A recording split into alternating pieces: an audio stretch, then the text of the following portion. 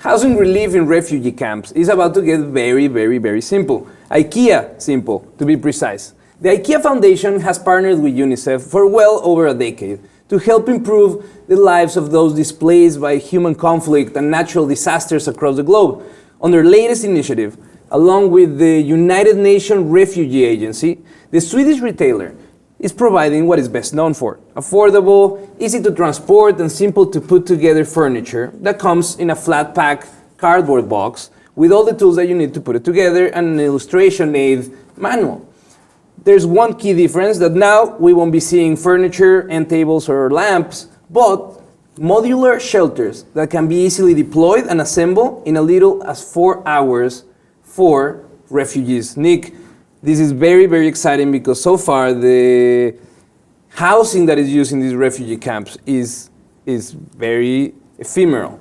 Mm-hmm. It's just tents made most of the time of cloth, and there's no privacy and there's no security. So this upgrade, which is great because they actually built in these features like having an inside vault and it's enclosed so you have privacy, brings back a little bit of dignity and safety to the life of these families that are already going through a very, very hard time. Not to mention probably a lot of heat and cool insulation.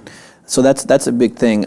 It's actually IKEA who designs them, but the people who are actually manufacturing it is a company called Better Shelter. They're the ones doing it, and they work together. Mm-hmm. It's really cool to see these kinds of things benefiting the people who need it most. For example, we actually talked about this not long ago, the new technology, the urinals that take your urine and convert it into energy, and they were talking about how this could benefit places like refugee camps where shelter and electricity are hard to come by, making it a very dangerous place for people. And they're super cool because they have these solar panels in the roof that capture enough energy to charge a cell phone or to have a little bit of light at night. So it's an upgrade in the quality of life. What is going on is that the United Nations ordered 10,000 better shelters, that's the name of the shelter.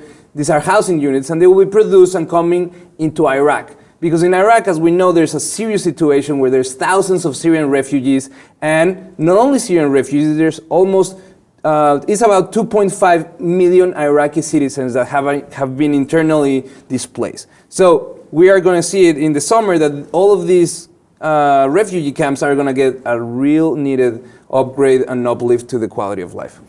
I think the more that these kinds of things happen, the more the Earth is faced with these kind of humanitarian issues, we're going to see more and more innovation because we need to do it. Yeah. It's what drives us, it's what pushes us to be innovative and create these new types of technologies. So I think it's good, and it's an example how we can build things that are easy, quick, sustainable, everything very beneficial to a lot of people. Yeah, and not only that, for some of them, some of our audience that might be a little skeptical to the real reasons why a company like IKEA will be doing business not directly, but through this Better Shelter subsidiary, maybe they're just doing it for profit. So you guys know, this Better Shelter, what they do is every dollar that they make of profit from these contracts with the United Nations get reinvested in the company, so it's cheaper and more sustainable to do these shelters. So I think it's a legit initiative to help people in need.